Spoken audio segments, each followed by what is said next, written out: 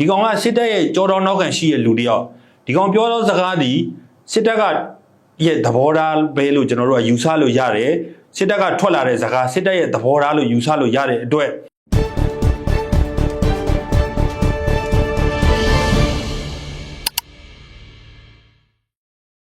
ားလုံးပဲမင်္ဂလာပါဆရာကြီး မင်္ဂလာပါဟုတ်ဒီနေ့ကတော့ကျွန်တော်2025ဒီဇင်ဘာ23ရက်နေ့ပေါ့နော်ကျွန်တော်ထုံးတန်တိုင်းထူးခြားသတင်းတွေတင်ဆက်ပေးသွားမယ်ထူးခြားသတင်းတွေတင်ဆက်ပေးသွားမယ်အထဲမှာပါကျွန်တော်တို့ဒါဘာတွေပါလာမလဲဆိုတော့ကျွန်တော်ဒီနေ့ကသတင်းနည်းနည်းပဲပြောမှာနည်းနည်းပပလေးပဲအလစ်တဲလေးပဲပေါ့နော်ပပလေးပဲပြောမှာဘာဖြစ်လို့လဲဆိုတော့ကျွန်တော်တို့အဲ့ဒီမှာကျွန်တော်တို့ဘောမတွေဘယ်လိုပြောင်းလဲသွားလဲနော်ဘောမတွေဘွားကဘယ်လိုဖြစ်သွားပြီလဲနောက်ဆုံးမှာမင်းအောင်လှိုင်ရဲ့တကယ်ရက်ဆက်ရုံမှမှုအာဏာယူမှုကိုတိသွားတော့ဘောမအကြီးစားကြီးတယောက်အကြောင်းရယ်ဒါသူပြောတဲ့ဗီဒီယိုဖိုင်ကိုကျွန်တော်တို့ထိုးပြပေါ်သွားမယ်ဘာဖြစ်လို့လဲဆိုတော့ကျွန်တော်တို့ပြောတာဆိုလို့ရှိရင်ကျွန်တော်တို့ကလုံဆက်ခင်းပြီးပြောတယ်ဖြစ်မှာဆိုလို့သူဗီဒီယိုဖိုင်ထိုးပြသွားမယ်ပြီးလို့ရှိရင်ကျွန်တော်တို့ဒီကဒါကြံ့ခိုင်ပါတီရဲ့ဒါအကြီးကဲတယောက်ဖြစ်တဲ့မဲဆန္ဒနယ်တစ်ခုယူထားတဲ့ဒါဘူးလက်လှဆွေကိုကျွန်တော်တို့ဒါငါးမင်းဆွေကြီးကဘယ်လိုမျိုးပြန်ပြီးတော့မှပြောခဲ့လဲဒါနိုင်ငံကိုပျက်စီးရပျက်စီးကြောင်းပြောနေတဲ့ပုံစံကိုဘယ်လိုမျိုးအေးအေးဆေးဆေးလေးနဲ့ပြန်ပြီးတော့ခြေပသွားလဲဆိုတဲ့ဟာတစ်ခုလဲကျွန်တော်တို့ပြန်ပြီးတော့မှဒါဗီဒီယိုဖိုင်တစ်ခုထုတ်ပြသွားမယ်ဒါနောက်ဆုံးဗီဒီယိုဖိုင်တစ်ခုကတော့ဆရာကြီးသူကဟိုပြောရမယ်အဲ့ဒီဖွဲ့စည်းကပြောရင်အလောက်ကြီးတော့အပြောခံရလားပေါ့နော်သိလားဘာလို့လဲဆိုတော့စစ်တပ်နဲ့ငြိမ်းချမ်းရေးတိဆောက်ထားတဲ့အဖွဲ့အစည်းကိုစစ်တပ်ကြောတော့နောက်ခံထားပြီးတော့မှကျွန်တော်တို့သတင်းမီဒီယာလုံနေတဲ့ကြော်မျိုးမင်းကနေပြီးကမှပိုးဆိုးပက်ဆက်ပြောတာပေါ့နော် NCA ထိုးထားတဲ့အဖွဲ့ကိုတခိုးတွေလက်ခံထားတယ်ဂျိုးတွေလက်ခံထားတယ်ဘာဖြစ်တဲ့ညာဖြစ်တယ်ဆိုပြီးတော့မှပြောတဲ့ပိုးဆိုးပက်ဆက်ပြောတဲ့ဟာကခင်ဗျားတို့တပ်ဖွဲ့ဝင်လူကြီးတွေနားနဲ့ဆက်ဆက်ကြားလို့ရှိရင်ဘယ်လောက်ထိအောင်တော့ရင်နာရမလဲအသေးနာရမလဲဆိုတဲ့ဟာတော့ကိုယ့်ဘက်ကိုနားထောင်ကြည့်ပြီးတော့ဆိုပြီးတော့မှကျွန်တော်တို့ကကြော်မျိုးမင်းဗီဒီယိုဖိုင်ကိုလည်းထုတ်ပြသွားမှာပေါ့နော်အဲ့တော့ကျွန်တော်တို့ပြောရင်ကျွန်တော်တို့ကကြော်မျိုးမင်းဟာကိုကြည့်ပြီးတော့မှပြန်ပြောရင်ကျွန်တော်ပြောတဲ့စကားဖြစ်မှာဆိုလို့ဒီစကားအလုံးဒီကြော်မျိုးမင်းပြောတာဖြစ်ပါတယ်ကျွန်တော်တို့တာဝန်မယူပါဘူးကျွန်တော်တို့နဲ့လုံးဝမသက်ဆိုင်ပါဘူးကြော်မျိုးမင်းရဲ့နှုတ်ထွက်စကားများပဲဖြစ်ပါတယ်ဆိုတဲ့ဟာကိုပြောပြပေးမှာပေါ့နော်အဲ့တော့ကဲလောက်ပါအောင်ချိန်ထုံးတယ်လိုက်ထူးခြားသတင်းတွေစစ်တပ်ကဟို9နှစ်တာအာဏာသိမ်းမှုဖြစ်စဉ်တွင်ထဲမှာဒါ CDN ကျောင်းဆရာဟိုကျောင်းဆရာမ CDN တော်တော်များများဝင်လာတဲ့အတွက်ကြောင့်ပေါ့နော်အခု9နှစ်တာအတွင်းထဲမှာပညာရေးဝန်ထမ်းလိုအပ်အချက်ရှိတယ်ဆိုတဲ့ဥစ္စာကိုမင်းအောင်လှိုင်ကဒါထုတ်ပြောသွားတာပေါ့နော်အဲ့ဒီမှာဘုံကအရင်တော့ဒါဟိုကျွန်တော်တို့အာဏာသိမ်းမှုမဖြစ်ခင်ရပေါ့နော်ဒါကျောင်းဆရာမဝန်ထမ်းအားလုံးပေါင်း3,500,000ရဲ့အထက်မှာရှိရပေါ့အာဏာသိမ်းမှုဖြစ်စဉ်နောက်ပိုင်းမှာကျတော့ CDN လုပ်တဲ့ဆရာမပေါင်းက3,300,000ကျော်ဒါ CDN လောက်လာတယ်ပေါ့နော်အဲ့ဒါကြောင့်တော်တော်လေးကိုဒါဟိုပညာရေးမှာ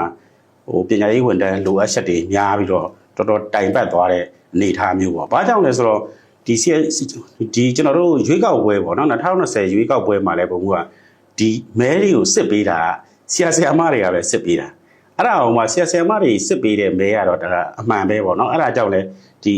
NLD ကတောင်ပြိုကမ်းပြိုနိုင်နေဆိုတာကိုလည်းဆရာမတွေကသိတယ်ဒါပေမဲ့အာဏာသိမ်းလိုက်တာမဲလိမ်မဲခုံမှုဆိုတော့ဆရာမတွေကစော်ကားတဲ့ပုံစံမျိုးဖြစ်တဲ့အတွက်ကြောင့်ဆရာမတွေကလည်း CDN လောက်ရတယ်နောက်တစ်ချက်ကဘာလဲဆိုတော့စစ်တပ်ကအာဏာသိမ်းပြီဆိုရင်ဒါပညာရေးစနစ်တွေပါသူတို့ကပေါ့နော်ဒါခုနဝါဒဖြန့်ပညာရေးတာလောက်ပဲဖြစ်လာတော့မယ်ဆိုတာကျောင်းဆရာမတွေကသိတဲ့အတွက်အများဆုံး CDN လောက်လာတာကိုတွေ့ရတာပေါ့ဟုတ်ဒါကျောင်းဆရာမပေါင်းဆိုလို့ရှိရင်ဒါပြောရမှာဆို3,300ဒါ3,943ဦးပေါ့နော်ဒါ CDN လောက်လာခဲ့တယ်အဲ့တော့ကျွန်တော်တို့ကဒါပညာရေးခန္ဓာကိုကျွန်တော်တို့ကမေ့နေတယ်လို့တောင်ကျွန်တော်တို့ကဟိုတခါတလေမှာသွားပြီးတော့မှခံစားမိတယ်ပေါ့နော်။ကျောင်းဆရာမ CDN ကျောင်းဆရာတွေကိုစားပေါ့နော်။ဒါကျွန်တော်တို့ဒီနေရာကနေကျွန်တော်တို့ပြောပေးရမယ်ပေါ့။ဘာဖြစ်လဲဆိုတော့သူတို့မှတခါတလေဒီပညာရေးကွန်ရက်ကြီးကတကယ်ဟိုတိုင်းပြည်ရဲ့ဟိုအစိုးရဆိုတာလေစာတင်ကျောင်းတွေကထွက်လာတာ။ဟုတ်နော်။စစ်သားဆိုတာလေစာတင်ကျောင်းတွေကထွက်လာတာ။ပြီးလို့ရှိရင်ကျွန်တော်တို့ရဲဆိုတာလေစာတင်ကျောင်းတွေကထွက်လာတာ။ဘာပဲဖြစ်ဖြစ်အားလုံးအမျိုးသားစည်းကမ်းစာတင်ကျောင်းကဆိုပြီးတော့မှသူကဒီလိုဆောင်မိုးလေးတောင်စိတ်ဓာတ်စည်းကမ်းပညာပေါ့နော်ဒီဟာနဲ့တွားကြတာပေါ့တွားတဲ့ချိန်မှာဒီဆရာမတွေကလက်ဦးစီကဒီပုပ္ပစီကမင်းနေဖာအဖေနဲ့အမေပြီးလို့ရှိရင်ကျောင်းဆရာမတွေလက်ထဲကိုကျွန်တော်အရင်ဆုံးရောက်ခဲ့တယ်ဟုတ်တယ်အရင်ဆုံးရောက်ခဲ့တဲ့အခါကျတော့နိုင်ငံရဲ့တကယ်ကောင်းရကောင်းကျိုးတို့တကယ်ကြောရိုးတို့ပြီးလို့ရှိရင်အစိုးရဖြစ်သွားလို့ရှိရင်မင်းအစိုးရပင်တမရဆိုတဲ့ကောင်ကလည်းကျောင်းထဲရပဲထွက်လာ ဟိုအားထွက်လာတာမဟုတ်ဘူးသမ္မတဆိုတဲ့ကောင်ဆိုတာကဟိုရခင်သမ္မတကိုပြောတာမဟုတ်ဘူးအခုပေါ့နော်အခုပေါ့အဲ့တော့သူ့ကိုတင်တဲ့ဆရာမကြီးဆိုဘယ်တော့တောင်ဝမ်းနေနေမလဲမသိဘူးပေါ့နော်အဲ့တော့မင်းအောင်လှိုင်ဆရာမကြီးလည်းရှိကြမှာရှိတော့မှာပေါ့အဲ့တော့ဒီကောင်လည်းစာတင်ကြောင်းနဲ့ရပဲထွက်လာအဲ့တော့စာတင်ကြောင်းနဲ့ထွက်လာတဲ့လူကစာတင်ကြောင်းကဆရာမတွေကိုပြန်ပြီးစော်ကားလိုက်တာ ਨੇ အတူတူပဲဖြစ်သွားတယ်အဲ့တော့တားခံထားရတယ်ဆရာမတွေပါဘာလို့ဆိုပြီးလို့ရှိရင်ဆောင်းဆရာကြီးပြောခဲ့လို့ပဲမဲလိမ်မဲခိုးကနော်မဲလိမ်မဲခိုးပါတယ်ဆိုပြီးတော့မှပြောခံရခြင်းကသူကသူမဲလိမ်မဲခိုးမှုဘလောက်ပဲလှုပ်ချင်မဲယုံမှုတွေဖြစ်တဲ့ကျောင်းဆရာမတွေကလှုပ်ခွင့်မပြုလို့ရှိရင်လှုပ်လို့မရဘူးဟုတ်တယ်အဲ့တော့ကျောင်းဆရာမတွေလှုပ်ခွင့်ပြုလို့မဲလိမ်မဲခိုးမှုကအထားမြောက်သွားတယ်ဆိုတဲ့ပုံစံမျိုးမဲအောင်လိုက်ရတာဒီလိုမျိုးဆွဆွဲတဲ့အခါကျတော့သူတို့နေရာဝင်ခံထားခြင်းတကယ်ဟိုဖြစ်တယ်ပေါ့နော်အဲ့တော့ဒါ3,340နဲ့3ဦးကိုလည်းဒါကျွန်တော်ဒီနေရာကနေပြီးတော့မှတကယ်လဲဟိုဖြစ်ပါတယ်ပေါ့နော်လေးစားဂုဏ်ယူပါတယ်ပေါ့နော်အရောက်ရအလုပ်ကိုလုပ်နေတာကျွန်တော်တို့ဒီမှာတွေ့တယ်မနေ့တချို့ကျောင်းဆရာမတွေဆိုလို့ရှိရင်မနေ့ကင်းစောကြီးတော်ဈေးရောင်းတဲ့လူနဲ့နော်ဆိုင်ကနောက်မှာတွာလေးလုပ်ဈေးရောင်းတဲ့လူနဲ့ပြီးရအမုံလေးတွေလှုပ်ရောင်းတဲ့လူနဲ့ဟိုရခိုင်ဘက်ကဆရာမကြီးတယောက်ဆိုကျွန်တော်တို့နဲ့တော်တော်ရင်းနှီးတယ်သူတို့ဆိုရင်ဒါဟိုဟာပေါ့ဘယ်လိုပြောရမလဲဆိုရခိုင်မုံဒီလေးတွေလှုပ်ရောင်းနေတာတို့အဲ့လိုမျိုးတွေပေါ့နော်ဒါတက္ကသိုလ်ကဆရာမတွေကစကျွန်တော်တို့တွေဟိုအရင်တော့အကြောင်းသားကြီးတွေကိုကင်တွယ်ခဲ့တာဟုတ်တယ်တက္ကသိုလ်ကဆရာမတွေဆိုတာဒါအပြိုလူပြိုဖြစ်ခါသားအရွယ်တွေပေါ့နော်18 18တချို့ဆို19 20အခုဆိုရင်ဒါ grade 12ရဲ့နောက်ပိုင်းဆိုတော့ဒါအသက်20ဝင်းကျင်ပတ်ချလဲတွေကိုဒီလူလက်ပိုင်းရွယ်တွေပေါ့နော်လူလက်ဆိုတာလူငယ်ထဲမှာဒါကြီးတဲ့အဆင့်ကိုရောက်သွားပြီပေါ့နော်အဲ့ဒီအရွယ်တွေကိုတကထိန်းချောင်းခဲ့တဲ့လူတွေကစသူတို့ရင်ထဲမှာစော်ကားခံလိုက်ရတယ်ပြီးလို့ရှိရင်နိုင်ငံအာဏာကိုဒီလိုလောက်ခံလိုက်ရတယ်ဆိုတော့ချက်ချင်းသိတဲ့အချိန်မှာဒါကျောင်းဆရာမအများဆုံးလို့ပြောလို့ရတယ်စစ်သားဆိုတာကရဲဆိုတာကတဖွဲလာတာဟိုဒီဟိုဖေဖော်ဝါရီတရက်နေ့မှာလာတဲ့ကောင်ရှိရဖေဖော်ဝါရီ2ရက်နေ့မှာလာတဲ့ကောင်ရှိရနောက်တစ်နှစ်ကြာမှလာတဲ့ကောင်ရှိရကျွန်တော်တို့ဆိုတစ်နှစ်ကြာမှာဟုတ်တစ်နှစ်ကြာမှလာတဲ့ကောင်ရှိရနှစ်နှစ်ကြာမှလာတဲ့ကောင်ရှိရအခုဒီချိန်ထိကိုတဖွဲလာနေတော့ပေါ့နော်ကျောင်းဆရာမတွေအဲ့ဒီမှာတွေကတပရိတ်တဲ့ငါတို့ကျောင်းလုံးဝမသွားတော့ဘူးဆိုပြီးတော့မှတခါတည်းထွက်လာခဲ့တဲ့ဟာဖြစ်တဲ့အတွက်ဒါကျွန်တော်တို့ကဒီနေရာကနေလေလာလေးစားဂုဏ်ယူပါတယ်ပေါ့နော်အဲ့တော့အခုကြံခဲ့တဲ့ကျောင်းဆရာမတွေကဒါဝိုင်းပြီးတော့မှသူတို့ဒါနန်းစီဒီယန်တွေကဝိုင်းပြီးတော့ကလေးတွေရဲ့ပညာရေးကိုဝိုင်းပြီးတော့လှုပ်ဆောင်နေပေမဲ့လည်းစစ်ကောင်စီရဲ့ဇောနာရှားပြီးပြောလို့စစ်ကောင်စီရဲ့ဝါဒဖြန့်ပညာရေးပဲရတော့မှာပေါ့နော်ကျွန်တော်တို့တကယ်ဟိုဟာဖြစ်တဲ့ဟာတကယ်ထိန်းချောင်းမဲ့လူတွေတကယ်အသိပညာရှိရဲ့ကျောင်းဆရာမတွေကအများကြီးဒီဘက်ကိုကူးလာခဲ့ပြီဆိုတဲ့ဟာလေးကိုပြောနေတာပေါ့နော်ဟုတ်ဒါဆိုကျွန်တော်အသိဆရာမတယောက်ဆိုရင်သူ့အမျိုးသားကတော့ဆုံးသွားတာပေါ့အမျိုးသားဆုံးသွားပြီးမှဒါမိခင်ဖခင်တွေကအိုကြီးအိုမတွေနဲ့ကျမကြီးမကောင်းလို့သူ့မှာ CDN လောက်လို့မရဘူးသူ့အမျိုးသားဆုံးပြီမလဲသူ့မှာကလေးတွေရှိတဲ့ခါကျတော့ဆိုင်နေရောရင်တောင်းပန်ပါတယ်မဟုတ်ပါဘူးဆရာမရဲ့ဒီတိုင်းပဲပေါ့နော် CDN မလုပ်လဲဟိုပြဿနာမရှိပါဘူးပေါ့ကျွန်တော်တို့ကနားလဲမှုရှိပါတယ်ဆိုပြီးတော့ပြောလိုက်ရတာမျိုးကြုံခဲ့တာပေါ့ဟုတ်အဲ့လိုမျိုးပဲသူက CDN မလုပ်ပြင်မဲ့လေဒါပေမဲ့အထဲထဲမှာ non CDN ဖြစ်ပေမဲ့လေကျွန်တော်လေးစားတဲ့သူတွေရှိနေပါသေးတယ်ဆိုတဲ့ဟာလည်းပြောချင်တယ်ပေါ့နော်ဒါစကားလေးဆက်သွားလို့ပေါ့နော်ဘာဖြစ်လို့လဲဆိုတော့ဆောင်းတာဆရာကြီးကိုလှမ်းပြောတဲ့ဆရာမလိုပဲဒါတိတ်တခိုးကျွန်တော်တို့ဒါဖျဲသီးတွေအများကြီးရှိတယ်ဒါကျွန်တော်တို့ဆက်သွယ်ပြီးတော့မှကျွန်တော်တို့ဓာတ်ရိုက်မဟုတ်ရင်တော့မှပဲကျွန်တော်တို့ရဲ့သတင်းပေးတဲ့ informer တွေနဲ့သူတို့ကဆက်သွယ်တဆင့်ငံပေါ့နော်ဆက်သွယ်သူတို့ဘာလုပ်လဲဆိုတာတော့ကျွန်တော်တို့အတိမခံဘူးဒါပေမဲ့သူတို့ကအမြဲတမ်းရွာတွေကိုချစ်ခွေးဘယ်နှယောက်ဖြတ်သွားတယ်ဘယ်လိုမျိုးဟိုဖြစ်တယ်ဆိုတော့သူတို့ informer တွေကိုလှမ်းပြောတယ် informer တဆင့်ကျွန်တော်တို့ပြောတယ်ကျွန်တော်တို့ကတဆင့်တခါ online တက်ဖွဲ့တွေဟိုပြန်ပြီးတော့မှပေးရတဲ့သတင်းမျိုးတွေလည်းရှိတာပေါ့နော်ဒီလိုမျိုးတွေလည်းလေးစားတိုက်တဲ့ပုံကိုယ်တွေလည်းအများကြီးရှိပါတယ်ပေါ့ non CDN အတိုင်းကိုတော့ကျွန်တော်တို့ကစော်ကားပြောဆိုတာမဟုတ်ပါဘူးဆိုတော့ဒါစကားကျွင်းလေးလည်းထည့်ပြီးတော့မှပြောကျင်တယ်ပေါ့နော်ဟုတ်နောက်တစ်ခုကတော့ကျွန်တော်တို့ဒါဟိုပေါ့ပဲခူးတိုင်းလက်ပံမြို့နယ်အတွင်းမှာဒါရန်ကုန်ပြည်လမ်းမှာခုနစစ်ကောင်စီရဲ့စစ်ကြောင်းတစ်ခုကိုတော်လိုင်းရေးတပ်ဖွဲ့တွေကနေမှအိုင်းဆဲတိုက်ခိုက်တာပေါ့နော်ဒါတိတ်ဆုံးတဲ့အင်အားစရင်းကိုတော့အတိအကျမေးနေတုံးပဲရှိသေးတယ်ဆိုတော့လည်းတွေ့ရတာပေါ့ဟုတ်အဲ့တော့ဒါပြောရမယ်ဆိုရင်မင်းအောင်လိုင်ကပြီးခဲ့တဲ့ရပိုင်းကမှဟိုပြေကိုလာခဲ့တာပေါ့နော်ပြေကပြန်သွားတာက သူပါခဲ့တဲ့ချီတော်မချောက်သေးဘူးနောက်ကတော်လိုင်းတက်ဖွဲ့တွေကဒါလိုက်ပြီးတော့မှပြင်းလိုက်တာပေါ့နော်ဟိုညာသေးတန်းမှာဆိုလို့ရှိရင်လည်းတကယ်သွားပြီးတော့မှမင်းအောင်လိုင်းကကျွန်တော်မနေ့ကပြောခဲ့သလိုပဲ तू ကသူ့ကိုယ်သူစီယုံရင်မှုဆောက်စင်လောက်ပဲလိုက်ပြီးတော့မှအလုပ်လုပ်ရတဲ့ဘဝကိုရောက်သွားပြီခင်ကြီးခိုင်းထားတဲ့ဟိုစီယုံရင်မှုမင်းအောင်လိုင်းကအဲ့ဒီအဆင့်ကိုရောက်သွားပြီပေါ့နော်ရောက်သွားပြီးတော့မှတကယ်ဟိုဖြစ်နေတဲ့အချိန်မှာဒီပြီးသူလာတဲ့အချိန်လဲကြာကြောအစစ်ဟိုကျွန်တော်တို့လာပြီးတော့ပြန်သွားရုံပဲရှိကျွန်တော်တို့ဒေါ်လိုင်းတက်ဖွဲ့တွေကဒါကောင်းကောင်းတိုက်ခိုက်နိုင်တယ်ပေါ့နော်အဲ့တော့ဒီဘကိုးအနောက်ချမ်းမှာကျွန်တော်ပြောရမယ်ဆိုလို့ရှိရင်ဆရာကြီးကတကယ်ဟိုလောက်လာလက်နဲ့ကောင်းနေမရှိသေးဘူးဒါကြောင့်မလို့ကျွန်တော်တို့ဒါတိုင်းရင်နေသူတို့ရဲ့နောက်တန်းဌာနချုပ်တွေကိုဝင်တိုက်နိုင်တဲ့အချိန်ဆိုတာတော့နည်းနည်းလေးတော့စောင့်ရအောင်မယ်လို့ကျွန်တော်အနေနဲ့တော့ဒါမြင်နေပေါ့နော်ကျွန်တော်အနေနဲ့အဲ့လိုပဲယူဆတယ်ဒါပေမဲ့စစ်ခွေးတွေအပြင်ထွက်လာပြီဆိုတာနဲ့ကတော့အထွက်မခံဘဲနဲ့ဒါတောက်လျှောက်တော့ပြင်းနိုင်တဲ့အနေအထားထိရောက်သွားပြီပေါ့နော်အဓိကကျွန်တော်တို့အဝေးပြေးလက်နဲ့ကြီးတွေအများကြီးကျွန်တော်တို့လိုအပ်နေသေးတယ်ဒါနဲ့ပတ်သက်ပြီးတော့မှလည်းသူတို့ဘက်ကရနိုင်အောင်တော့အကြိုးစားပြီးတော့လှုပ်ဆောင်နေရည်လည်းရှိရပေါ့နော်အဲ့တော့ဘကိုးနောက်ချမ်းကလည်းတကယ်အားရစရာအကြောင်းအရာတွေတော့တောက်လျှောက်တော့ကြားလာရပြီပေါ့နော်အခုဆိုနေ့စဉ်ရက်ဆက်လို့ကြားလာရတဲ့အနေအထားမျိုးရှိတယ်ဆိုတဲ့ဟာလည်းအားရစရာတစ်ခုဖြစ်တယ်လို့ပြောချင်တာပါဟုတ်နောက်တစ်ခုကတော့ကျွန်တော်တို့ဒါရန်ကုန်ပြည်လန်းဆိုတာလည်းဘုံမှုတည့်ရတိုင်းပဲဒါမော်ဘီရစထွက်ကြရမှာတော်တော်များများစစ်တပ်တွေကြီးပဲပြည်လန်းเนาะအဲ့လိုနေရာမျိုးမှာတော့မှဒါရန်ကုန်ပြည်လန်းတောက်လျှောက်မှာတော်လိုင်းရဲဘော်တွေဒါစိုးမိုးထားတာကိုကျွန်တော်တို့တွေ့ရတာပေါ့နော်နောက်တစ်ခုကတော့ကျွန်တော်တို့ဒါပြည်ပမှာမြန်မာနိုင်ငံသားတန်းနဲ့ရှိပြီးတော့ရောက်နေတာပေါ့နော်ရောက်တဲ့ထဲမှာအခုမဲကာလာမှာကျွတ်တင်မဲပေးဖို့ဆိုပြီးတော့ဒါမဲစင်းလာပေးဖို့ကောက်တယ်ပေါ့နော်တချို့ဆိုရင်ဒါဟိုမဲရည်အတွက်ကစစ်လက်အားလုံးပေါင်းစစ်လိုက်တဲ့ခါကျတော့မဲရည်အတွက်က9000လောက်ပဲရှိတယ်ပေါ့ဒါတခြားတန်ယုံတစ်ခုလာပါလားဟိုမှုတွေးလိုက်သေးလားမသိဒီမဲဘုံထဲမှာမဲလာမထည့်လို့ဆို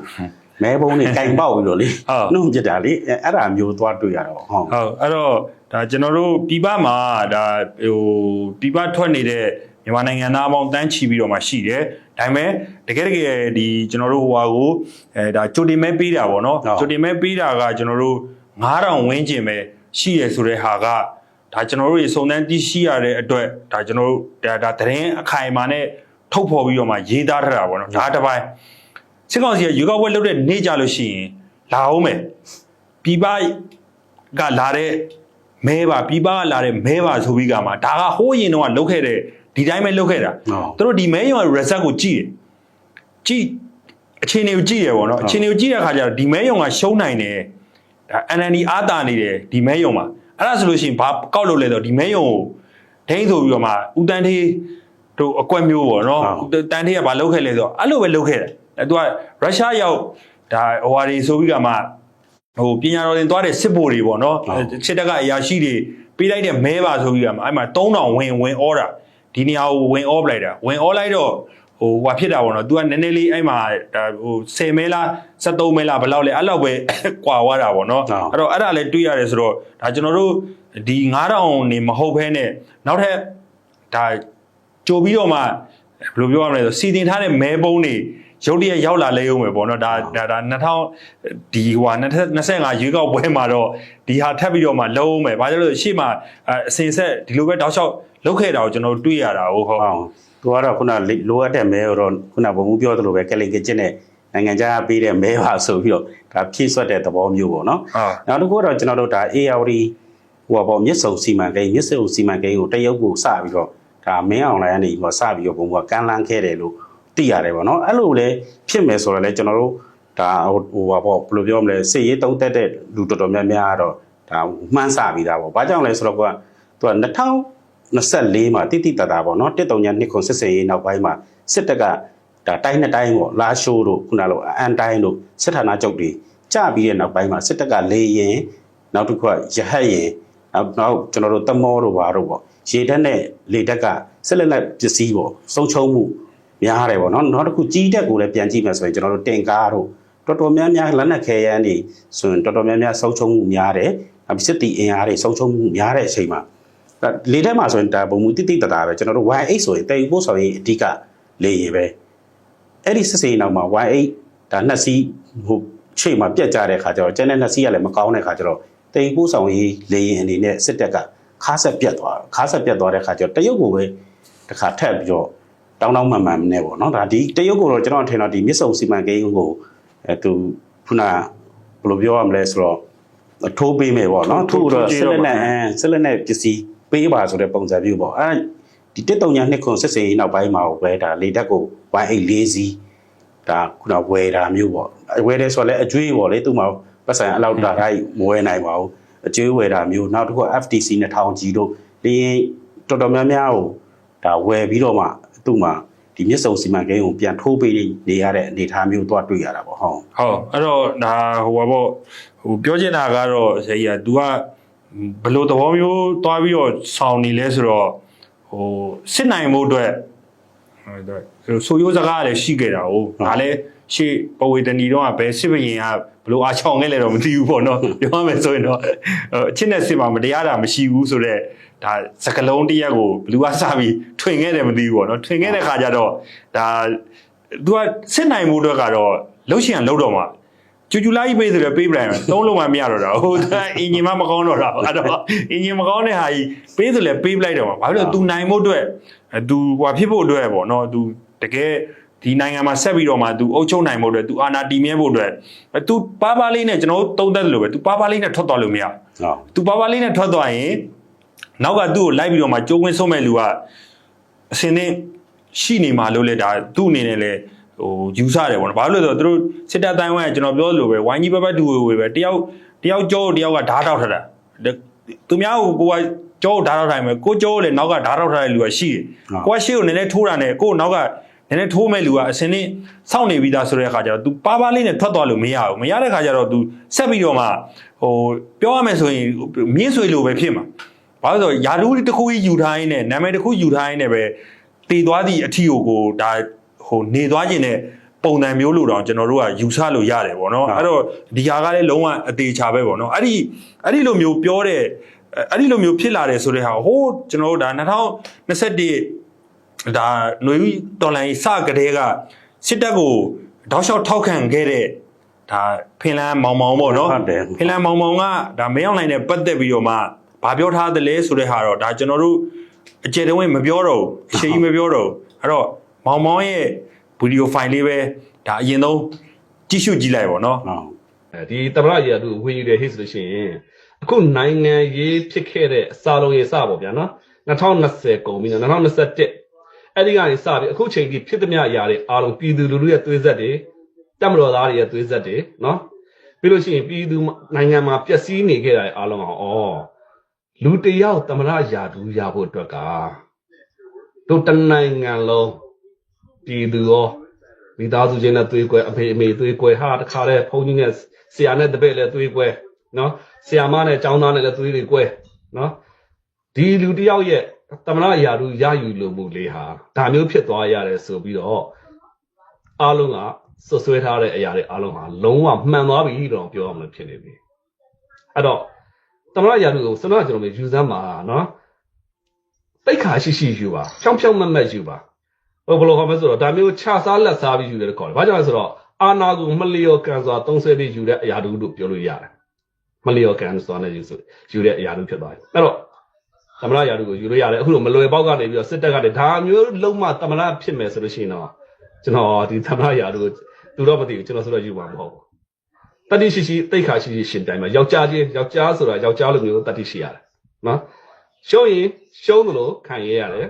ကိုဟာဘယ်လိုခေါ်မလဲဆိုလို့ရှိရင်ဂရိသစ္စာတည်ကြည်ရတယ်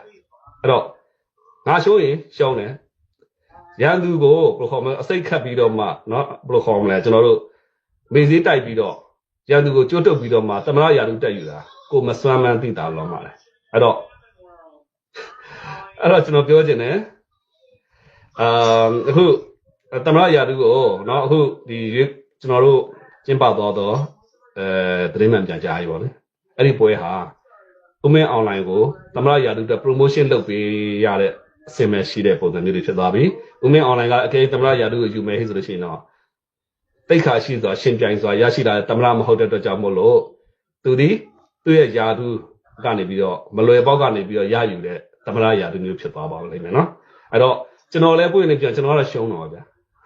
ဘာကြောင့်ရှုံးလဲဆိုတော့ကျွန်တော်ရဲ့အတိုင်းဝိုင်းပေါ့ဗျာနော်အတိုင်းဝိုင်းကစွန့်ခံပြီးတော့ကျွန်တော်ကဥမင်းအွန်လိုင်းကိုထောက်ခံလိုက်တာ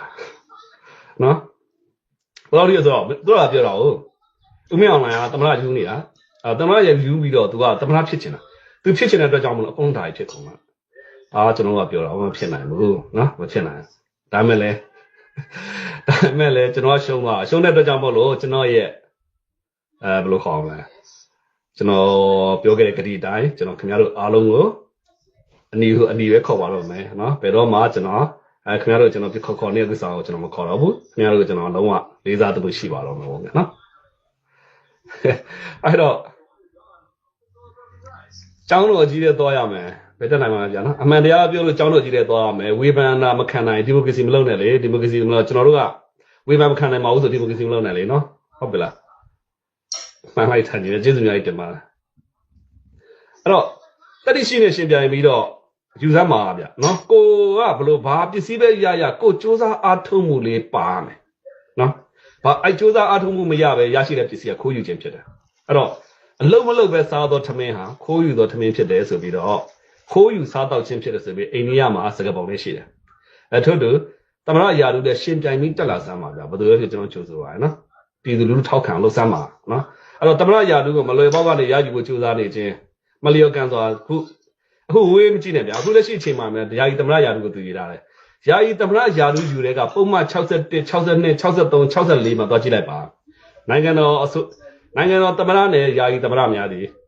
ယာယီသမရမပေါ့ဘူးဗျဒုသမရများသည်သမရယာတို့စယူတဲ့အချိန်ကနေစပြီးတော့နိုင်ငံဝန်ထမ်းဖြစ်ရင်နိုင်ငံဝန်ထမ်းကနေနှုတ်ထွက်ပြီးသားဖြစ်သည်လို့သတ်မှတ်ရမယ်နော်ဆိုရဝန်ထမ်းဖြစ်ရင်အစိုးရဝန်ထမ်းဖြစ်ကနေနှုတ်ထွက်ပြီးသားဖြစ်တယ်လို့သတ်မှတ်ထားတယ်အဲ့တော့သူဒီအခုချိန်မှာလုံးဝကာချုပ်မဟုတ်တော့ပါဘူးကာဝေးဦးစီးချုပ်လုံးဝမဟုတ်တော့ပါဘူးနော်သူကသူဘာတွေပဲယူတာသူဒီယာယီသမရလို့သူ့ကိုယာယီသမရတာဝန်တွေယူလိုက်တဲ့ကသူဒီကာချုပ်ယာတို့ကအော်တိုပြုတ်နေပြီလုံးဝအော်တိုပြုတ်နေပြီအဲ့ဒီပြုတ်တယ်ဆိုတာကိုသူကဘယ်လိုခေါ်မလဲဆိုတော့ခွင်ကောင်းယူပြီးတော့ဦးဝင်းမြစ်ကပုံမှန်62ရသမရဘယ်လိုခေါ်မလဲလွတ်တော်ကိုယ်စားလှယ်အဖြစ်နဲ့ဝေရွေးခံလိုက်တယ်ဗျာလွတ်တော်ကိုယ်စားလှယ်အဖြစ်ဝေရွေးခံလိုက်တဲ့အချိန်မှာအဲ့ဒီအကွက်ကလေးကိုသူကအသုံးချလိုက်တာအသုံးချလိုက်ခါမှာဦးဝင်းမြစ်ခင်ဗျာမှာတခါလဲအော်တိုပြုတ်ပြီးသားဖြစ်အော်တိုပြုတ်ပြီးသားဖြစ်တဲ့ခါကျအဲ့ဒါကြောင့်မို့လို့တဲ့သမရယာတို့နေရာမှာဦးမြင့်စုကိုစားထိုးတယ်ဦးမြင့်စုကိုစားထိုးပြီးတော့ကာလုံခေါ်ပြီးတော့အာနာကိုထိန်းလိုက်ပါတယ်လှုပ်တယ်သူများကိုကြာလှုပ်လိုက်တယ်သူကလေးကြတော့အခုယာယီသမရယာတို့လည်းယူတာသူနာမည်လည်းတတ်ထားပြီးသားဖြစ်တဲ့အတွက်ကြောင့်မို့လို့သူဒီကာချုပ်ယာတို့ကအော်တိုပြုတ်ပါတယ်ဆိုတော့ခင်ဗျားတို့ဘက်ကဘယ်သူမှနည်းနည်းလေးတောင်မှဟရဲတဲ့သူမရှိဘူးလားဗျာနော်လူတယောက်ကလှုပ်ချင်တာလှုပ်နေတာစစ်တပ်ကြီးတစ်ခုလုံးကောင်းခံနေရတဲ့ပုံစံမျိုးဖြစ်နေတာနော်သမရဖြစ်ခြင်းရချင်းရှိမှပြောကဲဟုတ်ပါပြီအဲ့တော့တိတ်ကိုကောင်းပါလေကျွန်တော်ဒီဘာညာမဟုတ်ပါဘူးကျွန်တော်လည်းခင်ဗျားတို့လည်းတိတ်မစောကြတယ်ဗျာကျွန်တော်ကလည်းအမှန်တရားပြောလို့ရှိရင်ကျွန်တော်ရှေ့တိုင်းပြောခင်ဗျားတို့ကျွန်တော်တခုဖြစ်ခင်ဗျားတို့ကြောက်နော်ခင်ဗျားတို့အောက်ကနေဝိုင်းပြီးတော့ကြက်ပေးတဲ့သူတွေကြောက်ကျွန်တော်ကလည်းခင်ဗျားတို့မေးတော့ဖြေမှာဗျာအဲ့တော့ဒါမောင်မောင်ဗီဒီယိုကြည့်ပြီးသွားပြီဆိုလို့ရှိရင်အဲ့ဒီမှာသူပြောမင်းအောင်နိုင်တမတာယူတယ်ဆိုတာကိုသူရင်တော့လက်မခံခဲ့ဘူးဘာလို့လဲသူစစ်တပ်ကိုပဲစွန့်မိတ်ပြီးတော့မှထောက်ခံတယ်အဲ့တော့နောက်ဆုံးမှသူနောက်ဆုံးဝင်ခံရတယ်ဟုတ်ပါတယ်ခင်ဗျားတို့အနီတွေကိုကျွန်တော်ရှုံးပါတယ်အရင်တော့ကသူနီပိတ်လို့သုံးခဲ့တာနော်ဟုတ်တယ်နီပိတ်အခုသူအဲ့လိုမသုံးတော့ပါဘူးခင်ဗျားတို့ကတကယ်အသိဉာဏ်ရှိပါတယ်အမျှော်မြင်ရှိပါတယ်ပေါ့နော်မင်းအောင်နိုင်ဒီလိုမျိုးဖြစ်နေတာကိုကျွန်တော်မသုံးသပ်နိုင်ဘူးခင်ဗျားတို့ဟိုအစောကြီးကလေးကခင်ဗျားတို့ကသုံးသပ်နိုင်တယ်ဆိုတဲ့ဟာလူတယောက်ရဲ့တမတာယူမှုကြောင့်တဲ့တည်သွားခဲ့တဲ့ပြည်သူလူထုပေါင်းတည်သွားခဲ့တဲ့စစ်သားပေါင်းတည်သွားခဲ့တဲ့ PDF ပေါင်းများစွာကြုံရဒါဘယ်သူတာဝန်ယူမှာလဲဆိုတဲ့ဟာကိုဒါမေကုံထုတ်သွားတဲ့ဟာပေါ့နော်တော်တော်ကောင်းတယ်အခုဒီနေ့ဒီချိန်ထားပြီးဒီကောင်ကကျွန်တော်တို့အနီမဟုတ်မောင်မောင်ကအနီမဟုတ်ရင်တော့ပဲစစ်တပ်ထောက်ခံသူတယောက်မဟုတ်တော့ဘူးဆိုတော့လုံးဝတေချာသွားอยู่ပေါ့နော်နောက်တစ်ခုကတော့ဒါခုနကငါးမင်းဆွေပေါ့နော်ငါးမင်းဆွေကနေဒီမှာဘူးလက်လာဆွေကိုဟိုပြန်ပြီးတော့ရှေ့ပတ်ထားတဲ့ဥစ္စာပေါ့သူခုနတထုံမှာဒီ rubber ကြိတ်နေတာပေါ့နော်ဟိုဘယ်လိုပြောမလဲဟိုပေါ့ဘူးလက်လာဆွေရေးတဲ့ကျွန်တော်တို့ဒီမှာကြိတ်နေပြီခင်ဗျားကတော့ဟိုကျွန်တော်တို့တိုင်းရင်းသားတွေကိုပေါ့နော်ကြိတ်မယ်ဆိုတော့တိုင်းရင်းသားတွေကြိတ်မယ်ဆိုရင်လည်းသွေးထက်တန်ယိုနဲ့ဒါသွေးချောင်းစီးမှာပဲဖြစ်မယ်ပေါ့ဆိုတော့ဗီဒီယိုဖိုင်လေးတစ်ခုပေါ့အဲ့ဒါဟုတ်အဲ့ဒီမှာလည်းသူဒါငါမင်းဆွေပြောသွားတာတော်တော်လှတယ်ဒါတိုတိုလေးရဲ့ပေါ့နော်တိုတိုလေးရဲ့ပြောသွားတာတော်တော်လေးလှတယ်အဲ့တော့သူပြောသွားတဲ့ဟာလေးကျွန်တော်အရင်ဆုံးကြည့်ရှုလိုက်အောင်ပေါ့နော်ဟုတ်လောဘကြိုက်တယ်ဗျာလောဘကြိုက်တယ်နော်ကျွန်တော်တို့ဒါတထုံပြီးသေးကနော်လောဘကြမှာကျွန်တော်လောဘကြမှာကျွန်တော်လောဘကြိတ်နေတယ်ဗျနော်လောဘတွေကိုအမုန်းကြိတ်နေအမုန်းနော်အမုန်းကြိတ်နေဘူးလက်ကြီးရေခင်ဗျာ ခင်ဗျားအမုန်းကြိတ်တာဟုတ်လားကျွန်တော်တိုင်းရင်းသားတွေအမုန်းကြိတ်တာဟုတ်လားအသက်တွေသေးတယ်သွေးချောင်းစီးမယ်ကျွန်တော်ဒီမှာလောဘအမုန်းကြိတ်နေတာဟုတ်လားနော်ကျွန်တော်တို့လောဘကနေကားတာယာတွေရတယ်ခဏတွေရတယ်ပလတ်စတစ်အသုံးဆောင်တွေရတယ်နော်ရောင်းရင်လည်းနိုင်ငံခြားငွေဒေါ်လာတွေရတယ်နော်အဲ့ဒါဘူးလက်ကြီးလောဘအမုန်းကြိတ်ချင်တာလေနော်ခင်ဗျားတိုင်းရင်းသားလက်နဲ့ကန်ရင်တော့အမုန်းမကြိတ်ပါနဲ့ဗျာနော်ကျွန်တော်တော့လောဘအမုန်းကြိတ်နေပြီလားအမုန်းကြိတ်နေပြီအဲ့တော့သူပြောသွားတဲ့အထဲမှာဆိုလို့ရှိရင်ကျွန်တော်ရာဘာကြိတ်တာကားတဲ့ဒီကနေကားတာရတယ်ရတယ်ဖက်နှက်တွေရတယ်ကျန်တဲ့ကျွန်တော် plastic ပန်းအသုံးဆောင်ပစ္စည်းတွေအများစွာရတယ်ပေါ့နော်ဒါကအကျိုးရှိတယ်ပေါ့ခင်ဗျာတိုင်းသားတော်လိုင်းတက်ဖွဲ့တွေကိုကြိတ်မယ်ဆိုတာ तू ကတော့ငြိမ်းချမ်းရေးဝယ်လိုလားတယ်ပေါ့နော်ဘာဖြစ်လို့ဒီအရက်ဝတ်ထားတဲ့လူတယောက်ကဘူးလက်လားဆိုစစ်သားမဟုတ်စစ်သားမဟုတ်ဘဲနဲ့ဒီလူကစစ်သားစကားပြောတာအဲ့လိုမျိုးပေါ့နော်စစ်သားစကားပြောတဲ့ဟာကမပြောသင့်ဘူးဆိုတဲ့ဟာကိုဒါဘူးလက်လားဆိုထောက်ပြသွားတာပေါ့ဒါ तू ကအစိုးရမကြခင်မှာအစိုးရလုပ်တော့မယ်အစိုးရလုပ်ပဲကျွန်တော်တို့ကတုံးထုံးမှာဘာဖြစ်လို့လဲဆိုတော့မတရားယူထားတဲ့အစိုးရရှင်းမှာမတရားတော့ပါရမယ်မတရားရယူထားတဲ့အစိုးရဒီကျန်းဖို့ပါတီမှာဒီကောင်ကနေရာကြီးတစ်ခုယူထားဖြစ်တဲ့အတွက်ဒီကောင်ကအစိုးရအဖွဲ့ဝင်တယောက်ကအစိုးရအဖွဲ့ဝင်တယောက်ရဲ့နှုတ်ထွက်စကားပဲထွက်ရမှာကျွန်တော်တို့တော့စစ်တပ်ကြီးလည်းဆက်ပြီးတော့မတိုက်စစ်ကျင်တော့ဘူးဗျာဒေါ်လာတက်တွေလည်းကျွန်တော်မတိုက်စစ်ကျင်တော့ဘူးတူနဲ့တူတဟဇာတာဖြစ်မဲ့တင်းမြတ်မဲ့ရင်ကြားစီရေးပေါ့နော်တင်းမြတ်မဲ့ကိစ္စလေးကိုပဲကျွန်တော်တို့ကလှုပ်ဆောင်ကြရအောင်ဗျာလို့ပြောရမယ်အစားဘယ်ကိုကြိတ်ပါညာကိုကြိတ်ပါလို့ပြောတဲ့ဟာကိုဒါငါးမင်းဆွေကြီးကဒါပြန်ပြီးတော့မှခြေပထတာတွေ့ရတယ်ဆိုတော့ပြောချင်တာပေါ့နော်နောက်ဆုံးတစ်ခုကတော့ဒါကျွန်တော်တို့ဟိုဘောမှကျွန်တော်ကျော်မျိုးမင်းပေါ့နော်ကျော်မျိုးမင်းကဒါကျွန်တော်တို့စစ်တပ်နဲ့လက်ရှိငင်းငင်းတိဆောက်ထား NCA လက်မှတ်ထိုးထားစေဖြစ်တဲ့ဒါ DKBA ကိုဘာပြောခဲ့လဲဆိုတော့ DKBA ရဲ့ကျွန်တော်တို့ဒါ32နှစ်ပြည့်ဒါတက်နှစ်ပတ်လည်နေ့လှုပ်တဲ့အပေါ်မှာ तू ကဘယ်လိုတွေတုံးတက်သွားလဲဘယ်လိုပြောသွားလဲဆိုတဲ့ဟာပေါ့နော်အဲ့တော့ဒီကောင်ကစစ်တပ်ရဲ့ကြောတော်နောက်ခံရှိတဲ့လူတယောက်ဒီကောင်ပြောသောစကားဒီစစ်တပ်ကရဲ့သဘောထားပဲလို့ကျွန်တော်တို့ကယူဆလို့ရတယ်စစ်တပ်ကထွက်လာတဲ့စကားစစ်တပ်ရဲ့သဘောထားလို့ယူဆလို့ရတဲ့အတွက်ဒီကောင်ပြောတဲ့စကားဒီစစ်တပ်ရဲ့စကားလို့တောင်ကျွန်တော်တို့ကပြောလို့ရတယ်ဗျာအဲ့တော့ဒီဟာကို DKBA တပ်ဖွဲ့ဝင်လူကြီးတွေကကျွန်တော်တို့ဘာကြောင့်ငြိမ်ခံနေတဲ့အကြောင်းရှိမှလဲဒီဟာနဲ့ပတ်သက်ပြီးတော့မှစစ်တပ်ကိုပြန်ပြီးတော့မှမေးခွန်းထုတ်ဖို့ရှိမရှိကိုလည်းကျွန်တော်တို့ကဒီနေရာလေးထပ်ပြီးတော့မှမေးကျင်တယ်ပေါ့နော်အဲ့တော့ဒါကျော်မျိုးမင်းက DKBA တပ်ဖွဲ့နဲ့ပတ်သက်ပြီးတော့ဘာပြောထားလဲဆိုတာကိုကြည့်ရင်းနဲ့ဒါကျွန်တော်တို့ရဲ့ဇာတ်ဝိုင်းလေးကိုဒါနောက်ဆုံးညီကုန်းချုပ်အပ်ပါတယ်ပေါ့နော်အဲ့တော့ကျော်မျိုးမင်းပြောတဲ့ဗီဒီယိုဖိုင်လေးကိုဆက်ပြီးတော့မှကြည့်ရှုခံစားလိုက်အောင်အဲ့တော့ခံနိုင်ရရှိတဲ့တပ်ဖွဲ့ကတော့ခံကျွန်တော်တို့ကတော့ကျွန်တော်တို့အဲ့လိုလုံနေလို့ကျွန်တော်တို့အဲ့လိုလာပြောရင်တော့ကျွန်တော်တို့ကတော့ခံမှာမဟုတ်ဘူးဆိုတဲ့ဇာကားလေးကိုတော့နောက်ဆုံးတော့ဇာကားလက်ဆောင်လေးပါကျင်ပါတယ်ဗျအားလုံးပဲကျေးဇူးတင်ပါတယ်နောက်ဆုံးအပိတ်လေးက DKBA နဲ့ပိတ်ပါမယ် DKBA ဆိုတာချမ်းပေါ် DKBA ကအခု DKBA ကသူတို့ရဲ့ဘာခေါ်လဲဒီ32ကြိမ်မြောက် DKBA နေ့ပေါ့နော် DKBA နေ့ဆိုပြီးတော့စုံစည်းမြိုင်ကြီးရောမှာဒီနေ့ဒီဇင်ဘာ21ရက်နေ့မှာကျင်းပတယ်တဲ့နော်ဒီ21ရက်နေ့မှာကျင်းပတယ်နော် DKBA နေ့ပေါ့ဗျာပြောရရင်တော့ DKBA နေ့ပေါ့အဲ့တော့ဒီ31ရက်နေ့မှာကျင်းပတယ်တဲ့ကျင်းပတော့ဘယ်သူတွေပါတယ်လဲဘာတွေဖြစ်လဲဆိုတော့ DKBA နဲ့ပတ်သက်လို့ကျွန်တော်နည်းနည်းလေးတော့ပြောပြချင်သေးတယ်ပေါ့နော်ဆိုတော့ DKBA ခန်းတော့ဘယ်သူတွေတက်လဲဆိုတော့ DKBA ကြီးခဲ့တယ်ဖြစ်တဲ့ DKBA စီဦးစီးချုပ်ဗိုလ်ချုပ်ကြီးစောစတီဒုတိယဗိုလ်ချုပ်ကြီးစောရွှေဝစီဦးစီးရရှိချုပ်ဆိုတဲ့ပုဂ္ဂိုလ်ဗိုလ်ချုပ်စောဆန်းအောင်စီရေးချုပ်စောစိန်ဝင်းနော်ဗိုလ်ချုပ်ဆိုင်းကျော်လှနော်